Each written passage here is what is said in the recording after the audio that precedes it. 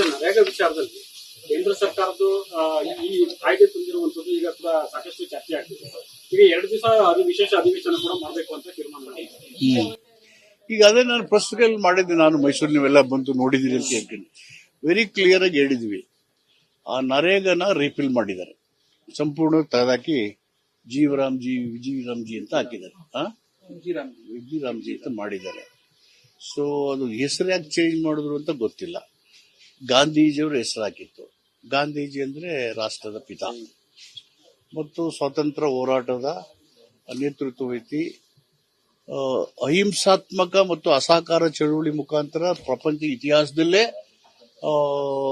ರಕ್ತರಹಿತವಾದಂತಹ ಹೋರಾಟಗಳ ಮೂಲಕ ಸ್ವತಂತ್ರ ತಂದುಕೊಟ್ಟರು ಗಾಂಧೀಜಿಯವರು. ನಮಗೆಲ್ಲ ಹೆಮ್ಮೆ, ಭಾರತದ ಪಿತಾಮಹ ಅಂತ ಕರ್ಕೊಂಡು ಗಾಂಧೀಜಿಯವರು ಇರೋದೇ ಭಾರತ ದೇಶಕ್ಕೆ ಒಂದು ಹೆಮ್ಮೆ, ಅಂಬೇಡ್ಕರ್ ಇರೋದೇ ಭಾರತ ದೇಶದ ಹೆಮ್ಮೆ, ಬುದ್ಧ ಹುಟ್ಟಿದ ನಾಡು ಅನ್ನೋದಕ್ಕೆ ಹೆಮ್ಮೆ. ಇದನ್ನೆಲ್ಲ ಬಿಜೆಪಿಯವರು RSSನವರು ಮೂಲೆ ಗುಂಪು ಸರಿಸಿ ಭಾರತದ ಇತಿಹಾಸಕ್ಕೆ ಕಪ್ಪು ಚುಕ್ಕೆ ಬರೆಯುವಂತ ಕೆಲಸ ಇದೆ. ಆ ಹೆಸರು ಏನ್ ಮಾಡ್ತವ್ರಿಗೆ?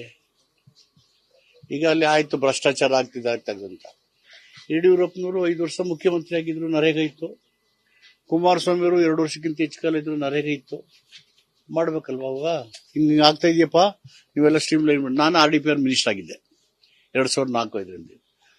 ಇದನ್ನೆಲ್ಲ ಗಮನಿಸನೆ ಓಂಬಡ್ಸ್ಮನ್ ಸ್ಥಾಪನೆ ಮಾಡಿದ್ರು. ಓಂಬಡ್ಸ್ಮನ್ ಜಡ್ಜ್, ಜಿಲ್ಲಾ ಮಟ್ಟದಲ್ಲಿ ಓಂಬಡ್ಸ್ಮನ್ ಜಡ್ಜ್, ಜುಡಿಷಿಯಲ್ ಪವರ್ಸ್ ಕೊಟ್ಟು ಓಂಬಡ್ಸ್ಮನ್. ಆಮೇಲೆ ಸೋಷಿಯಲ್ ಆಡಿಟಿಂಗ್ ಮಾಡಿದ್ದು, ಅಂದ್ರೆ ಏನ್ ಅಭಿವೃದ್ಧಿ ಕಾಮ ಇರುತ್ತೆ ಜನರೇ ಅದನ್ನ ಆಡಿಟ್ ಮಾಡಬೇಕು ಆ ರೀತಿಯಲ್ಲಿ. ಈಗ ಪಂಚಾಯತ್ಗಳು ಗ್ರಾಮ ಸಭೆ ಮತ್ತು ಅವರ ಯೋಜನೆಗಳ ಕ್ರಿಯಾ ಯೋಜನೆ ಮುಖಾಂತರ ಕೆಲಸನ ಪ್ರತಿ ಹಳ್ಳಿಲೂ ಆಯ್ಕೆ ಮಾಡ್ತಿದ್ರು.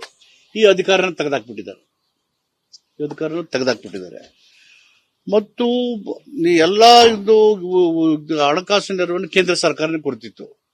ಈಗ 60-40 ಮಾಡಿದ್ದಾರೆ. ಪಂಚಾಯತಿಗಳ ಅಧಿಕಾರನ ಕತ್ತಿಸ್ಕಿದ್ದಾರೆ. ಸ್ವಾತಂತ್ರ್ಯ ಹೋರಾಟಕ್ಕೆ ದಮನ ಮಾಡಿದ್ದಾರೆ. ಗಾಂಧೀಜಿಯವರ ಹೆಸರು ಬಳಸಿ ಲಾಸ್ಟ್ ಗವರ್ನರ್ ಜನರಲ್ ಇಂಡಿಯಾಕ್ಕೆ ಲಾರ್ಡ್ ಮೌಂಟನ್ ಬ್ಯಾಟನ್ ಅಲ್ವಾ, ಕೊನೆರ್ತಾನೆ ಅವ್ರು ಏನ್ ಹೇಳಿದ್ರು ಅಂದ್ರೆ ಗಾಂಧೀಜಿ ಬಗ್ಗೆ, ನಾನು ಇದುವರೆಗೆ ಒಬ್ಬ ದೇವರನ್ನ ಯೇಸು ಮುಖಾಂತರ ಕಂಡಿದ್ದೆ, ಆದ್ರೆ ಗಾಂಧೀಜಿಯವ್ರು ನೋಡಿದ್ಮೇಲೆ ಐ ಆಮ್ ಸೀಯಿಂಗ್ 2 ಗಾಡ್ಸ್ ಅಂತಾರೆ. ಲಾರ್ಡ್ ಮೌಂಟ್ ಬ್ಯಾಟನ್, ನಾನು ಒಂದೇ ದೇವರು ಜೀಸಸ್ ಕ್ರೈಸ್ಟ್ ಅಂತಿದ್ದೆ, ಗಾಂಧೀಜಿ ಮಾಡಿದ್ರೆ 2 ದೇವರು ಕಾಣ್ತಾ ಇದ್ದೀನಿ. ಸೊ ಆತರ ಅವರು ವ್ಯಾಖ್ಯಾನ ಮಾಡಿದಾಗ ಅವ್ರ ಹೆಸರನ್ನ ತೆಗೆದಾಕ್ಬಿಡೋದು. ಅವರು ನಾಥುರಾಮ್ ಗುಡ್ಸೆ ಮುಖಾಂತರ ಅವರು ಜೀವಂತವಾದ ಗಾಂಧಿ ಕೊಂದಾಕಿದ್ರು. ಈಗ ಗಾಂಧೀಜಿಯ ಅಸ್ತಿತ್ವನೇ ಅಳಿಸಾಕಿ ಭಾರತ ದೇಶ ಕಪ್ಪು ಚುಕ್ಕೆ ಬರೋದಲ್ವಾ. ಆಮೇಲೆ 125 ದಿನ ಕೊಡ್ತೀವಿ, 100 ದಿನ ಅಂತಾರೆ. ಅಲ್ಲಿ ಇದು ರೈಟ್ ಟು ವರ್ಕ್, ಇದು ಮೂಲಭೂತ ಹಕ್ಕು, ದುಡಿಯೋದು ಮತ್ತು ಬದುಕೋದು, ಇವೆರಡನ್ನು ಕಿತ್ಕೊಂಡಿದ್ದಾರೆ. ಅವರು ಕಾಂಟ್ರಾಕ್ಟ್ ಕನೆಕ್ಟೆಡ್ ಕೆಲಸ ಮಾಡಬೇಕು, ಅವ್ರು ಆಯ್ಕೆ ಮಾಡೋದನ್ನ ಮಾಡಬೇಕು. ಮೊದಲು ಎಲ್ಲಾ ಕಡೆ ದೇಶದ ಎಲ್ಲಾದ್ರೂ ಕೆಲಸ ಸಿಗ್ತಾ ಇತ್ತು, ಅರ್ಜಿ ಹಾಕಿದ್ರೆ 15 ದಿನಗಳ ಕೆಲಸ ಹೋಯ್ತು.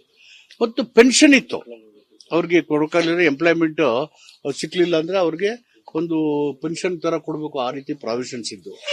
ಅವರೇ ಆಯ್ಕೆ ಮಾಡಿದವನ್ನ ಮಾಡ್ಬೇಕು. ಅಂದ್ರೆ ಪೊಲಿಟಿಕಲ್, ಎಕನಾಮಿಕಲ್ ಅಂಡ್ ಕಾನ್ಸ್ಟಿಟ್ಯೂಷನಲ್ ಮೂರನ್ನು ದಮನ ಮಾಡಿದ್ದಾರೆ ಈ ವಿಕೇಂದ್ರೀಕರಣದ ಇದರಲ್ಲಿ ಉದ್ಯೋಗ ಭರವಸೆ ಯೋಜನೆ.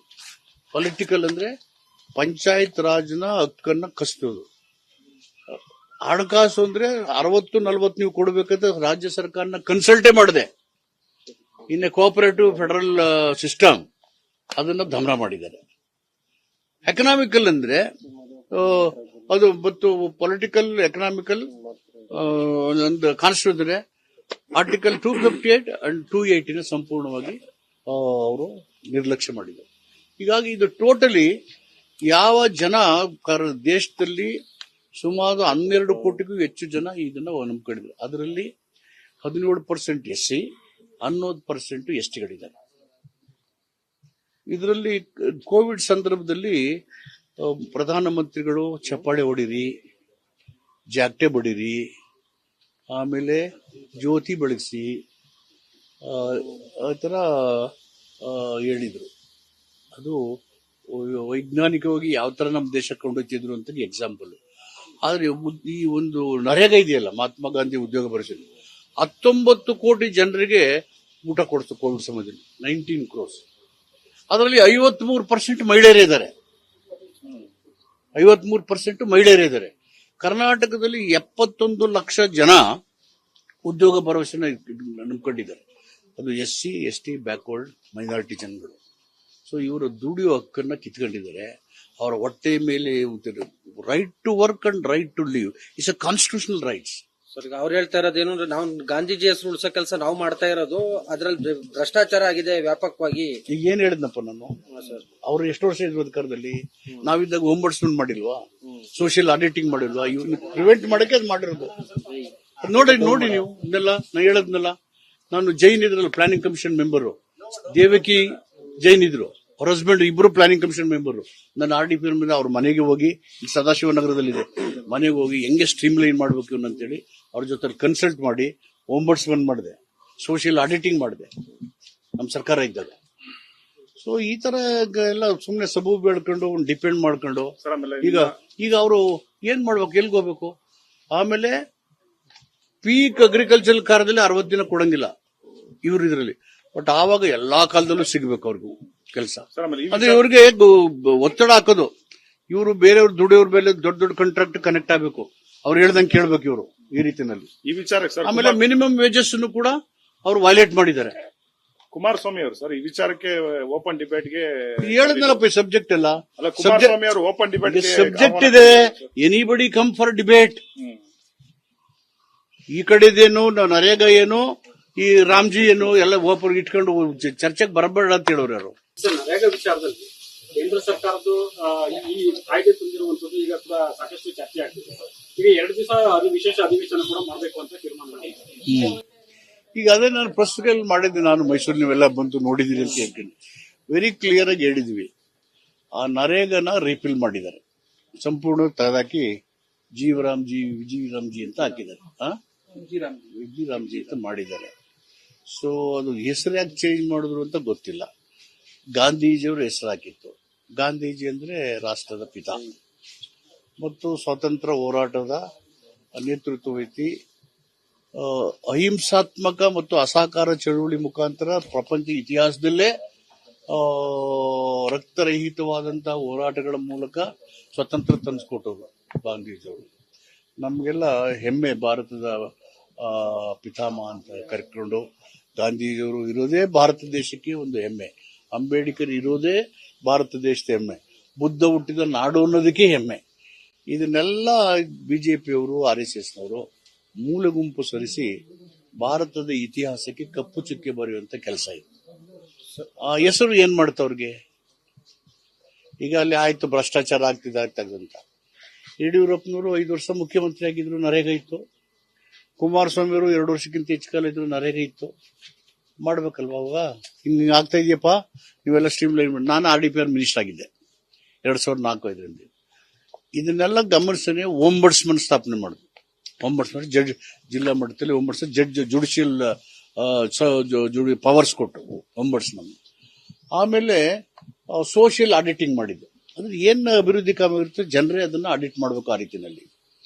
ಈಗ ಪಂಚಾಯತ್ಗಳು ಗ್ರಾಮ ಸಭೆ ಮತ್ತು ಅವರ ಯೋಜನೆಗಳ ಕ್ರಿಯಾ ಯೋಜನೆ ಮುಖಾಂತರ ಕೆಲಸನ ಪ್ರತಿ ಹಳ್ಳಿಲೂ ಆಯ್ಕೆ ಮಾಡ್ತಿದ್ರು. ಈ ಅಧಿಕಾರನ ತೆಗೆದಾಕ್ಬಿಟ್ಟಿದ್ದಾರೆ. ಮತ್ತು ಎಲ್ಲಾ ಇದು ಹಣಕಾಸು ನೆರವನ್ನು ಕೇಂದ್ರ ಸರ್ಕಾರನೇ ಕೊಡ್ತಿತ್ತು. ಈಗ 60-40 ಮಾಡಿದ್ದಾರೆ. ಪಂಚಾಯತಿಗಳ ಅಧಿಕಾರನ ಕತ್ತಿಸ್ಕಿದ್ದಾರೆ. ಸ್ವಾತಂತ್ರ್ಯ ಹೋರಾಟಕ್ಕೆ ದಮನ ಮಾಡಿದ್ದಾರೆ ಗಾಂಧೀಜಿಯವರ ಹೆಸರು ಬಳಸಿ. ಲಾಸ್ಟ್ ಗವರ್ನರ್ ಜನರಲ್ ಇಂಡಿಯಾಕ್ಕೆ ಲಾರ್ಡ್ ಮೌಂಟನ್ ಬ್ಯಾಟನ್ ಅಲ್ವಾ, ಕೊನೆರ್ತಾನೆ ಅವ್ರು ಏನ್ ಹೇಳಿದ್ರು ಅಂದ್ರೆ ಗಾಂಧೀಜಿ ಬಗ್ಗೆ, ನಾನು ಇದುವರೆಗೆ ಒಬ್ಬ ದೇವರನ್ನ ಯೇಸು ಮುಖಾಂತರ ಕಂಡಿದ್ದೆ, ಆದ್ರೆ ಗಾಂಧೀಜಿಯವ್ರು ನೋಡಿದ್ಮೇಲೆ ಐ ಆಮ್ ಸೀಯಿಂಗ್ 2 ಗಾಡ್ಸ್ ಅಂತಾರೆ. ಲಾರ್ಡ್ ಮೌಂಟ್ ಬ್ಯಾಟನ್, ನಾನು ಒಂದೇ ದೇವರು ಜೀಸಸ್ ಕ್ರೈಸ್ಟ್ ಅಂತಿದ್ದೆ, ಗಾಂಧೀಜಿ ಮಾಡಿದ್ರೆ 2 ದೇವರು ಕಾಣ್ತಾ ಇದ್ದೀನಿ. ಸೊ ಆತರ ಅವರು ವ್ಯಾಖ್ಯಾನ ಮಾಡಿದಾಗ ಅವ್ರ ಹೆಸರನ್ನ ತೆಗೆದಾಕ್ಬಿಡೋದು. ಅವರು ನಾಥುರಾಮ್ ಗುಡ್ಸೆ ಮುಖಾಂತರ ಅವರು ಜೀವಂತವಾದ ಗಾಂಧಿ ಕೊಂದಾಕಿದ್ರು. ಈಗ ಗಾಂಧೀಜಿಯ ಅಸ್ತಿತ್ವನೇ ಅಳಿಸಾಕಿ ಭಾರತ ದೇಶ ಕಪ್ಪು ಚುಕ್ಕೆ ಬರೆದಲ್ವಾ. ಆಮೇಲೆ 125 ದಿನ ಕೊಡ್ತೀವಿ, 100 ದಿನ ಅಂತಾರೆ.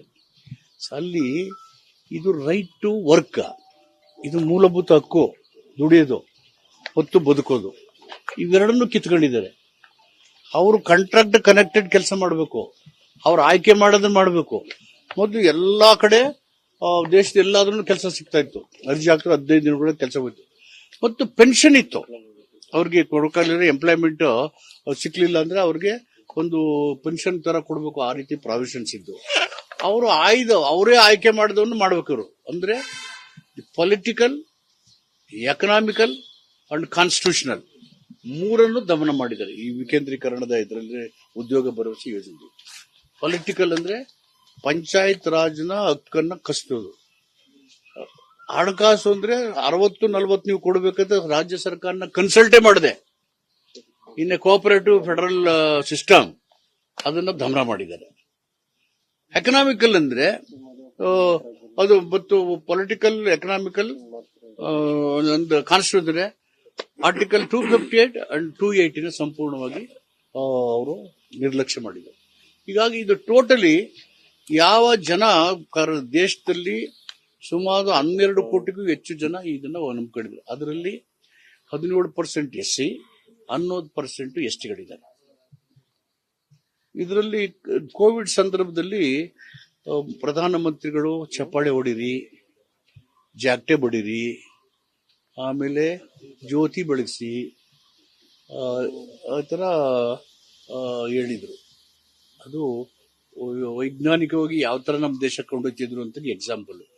ಆದ್ರೆ ಈ ಒಂದು ನರೇಗಾ ಇದೆಯಲ್ಲ, ಮಹಾತ್ಮ ಗಾಂಧಿ ಉದ್ಯೋಗ ಭರವಸೆ, 19 ಕೋಟಿ ಜನರಿಗೆ ಊಟ ಕೊಡ್ತು ಕೋವಿಡ್ ಸಮಯದಲ್ಲಿ, 19 crores. ಅದರಲ್ಲಿ 53% ಮಹಿಳೆಯರೇ ಇದ್ದಾರೆ. 53% ಮಹಿಳೆಯರೇ ಇದ್ದಾರೆ. ಕರ್ನಾಟಕದಲ್ಲಿ 71 ಲಕ್ಷ ಜನ ಉದ್ಯೋಗ ಭರವಸೆನ ನಂಬ್ಕೊಂಡಿದ್ದಾರೆ. ಅದು SC, ST, ಬ್ಯಾಕ್ವರ್ಡ್ ಮೈನಾರಿಟಿ ಜನಗಳು. ಸೊ ಇವರು ದುಡಿಯೋ ಹಕ್ಕನ್ನ ಕಿತ್ಕೊಂಡಿದ್ದಾರೆ. ಅವರ ಹೊಟ್ಟೆ ಮೇಲೆ right to work and right to live is a constitutional rights. Sir, ಈಗ ಅವ್ರು ಹೇಳ್ತಾ ಇರೋದು ಏನು ಅಂದ್ರೆ, ನಾವು ಗಾಂಧೀಜಿ ಹೆಸರು ಉಳಿಸೋ ಕೆಲಸ ನಾವು ಮಾಡ್ತಾ ಇರೋದು, ಅದ್ರಲ್ಲಿ ಭ್ರಷ್ಟಾಚಾರ ಆಗಿದೆ ವ್ಯಾಪಕವಾಗಿ. ಈಗ ಏನ್ ಹೇಳಿದ್ನಪ್ಪ ನಾನು, ಅವ್ರು ಎಷ್ಟು ವರ್ಷ ಇದ್ರು ಅಧಿಕಾರದಲ್ಲಿ? ನಾವಿದ್ದಾಗ ಓಂಬಡ್ಸ್ಮೆಂಟ್ ಮಾಡಿಲ್ವಾ, ಸೋಷಿಯಲ್ ಆಡಿಟಿಂಗ್ ಮಾಡಿಲ್ವಾ? ಇವ್ರನ್ನ ಪ್ರಿವೆಂಟ್ ಮಾಡಕ್ಕೆ ಅದು ಮಾಡಿರೋದು. ನೋಡಿ ನೀವು ಇದನ್ನೆಲ್ಲ ನಾನು ಹೇಳದ್ನಲ್ಲ. ನಾನು ಜೈನ್ ಇದ್ರಲ್ಲ planning commission member, Devaki Jain ಇದ್ರು, ಅವ್ರ ಹಸ್ಬೆಂಡ್ ಇಬ್ರು ಪ್ಲಾನಿಂಗ್ ಕಮಿಷನ್ ಮೆಂಬರು. ನಾನು RDP ಅವ್ರ ಮನೆಗೆ ಹೋಗಿ, ಸದಾಶಿವನಗರದಲ್ಲಿದೆ, ಮನೆಗೆ ಹೋಗಿ ಹೆಂಗೆ ಸ್ಟ್ರೀಮ್ ಲೈನ್ ಮಾಡ್ಬೇಕು ಇವನು ಅಂತೇಳಿ ಅವ್ರ ಜೊತೆ ಕನ್ಸಲ್ಟ್ ಮಾಡಿ ಓಂಬಡ್ಸ್ಮನ್ ಮಾಡಿದೆ, ಸೋಷಿಯಲ್ ಆಡಿಟಿಂಗ್ ಮಾಡಿದೆ ನಮ್ಮ ಸರ್ಕಾರ ಇದ್ದಾಗ. ಸೊ ಈ ತರ ಎಲ್ಲ ಸುಮ್ನೆ ಸಬೂಬ್ ಬೆಳ್ಕೊಂಡು ಡಿಪೆಂಡ್ ಮಾಡ್ಕೊಂಡು ಈಗ ಅವರು ಏನ್ ಮಾಡ್ಬೇಕು, ಎಲ್ಗೆ ಹೋಗ್ಬೇಕು? ಆಮೇಲೆ ಪೀಕ್ ಅಗ್ರಿಕಲ್ಚರ್ ಕಾರ್ಯದಲ್ಲಿ 60 ದಿನ ಕೊಡಂಗಿಲ್ಲ ಇವ್ರು ಇದರಲ್ಲಿ. ಬಟ್ ಆವಾಗ ಎಲ್ಲಾ ಕಾಲದಲ್ಲೂ ಸಿಗ್ಬೇಕು ಅವ್ರಿಗೂ ಕೆಲಸ. ಅದು ಇವ್ರಿಗೆ ಒತ್ತಡ ಹಾಕೋದು. ಇವರು ಬೇರೆಯವ್ರು ದುಡಿಯೋರ್ ಮೇಲೆ ದೊಡ್ಡ ದೊಡ್ಡ ಕಾಂಟ್ರಾಕ್ಟ್ ಕನೆಕ್ಟ್ ಆಗಬೇಕು, ಅವ್ರು ಹೇಳ್ದಂಗೆ ಕೇಳ್ಬೇಕು ಇವರು ಈ ರೀತಿನಲ್ಲಿ. ಈ ವಿಚಾರಕ್ಕೆ ಆಮೇಲೆ ಮಿನಿಮಮ್ ವೇಜಸ್ ಕೂಡ ಅವ್ರು ವೈಲೇಟ್ ಮಾಡಿದ್ದಾರೆ. ಕುಮಾರಸ್ವಾಮಿ ಅವರು ಸರ್ ಈ ವಿಚಾರಕ್ಕೆ ಓಪನ್ ಡಿಬೇಟ್ಗೆ ಹೇಳಿದ್ನಲ್ಲಪ್ಪ, ಈ ಸಬ್ಜೆಕ್ಟ್ ಎಲ್ಲ ಕುಮಾರಸ್ವಾಮಿ ಅವರು ಓಪನ್ ಡಿಬೇಟ್ ಸಬ್ಜೆಕ್ಟ್ ಇದೆ. Anybody come for debate. ಈ ಕಡೆದೇನು ನರೇಗಾ ಏನು, ಈ ರಾಮ್ಜಿ ಏನು ಎಲ್ಲ ಓಪನ್ ಇಟ್ಕೊಂಡು ಚರ್ಚೆಗೆ ಬರಬೇಡ ಅಂತ ಹೇಳೋರು ಯಾರು?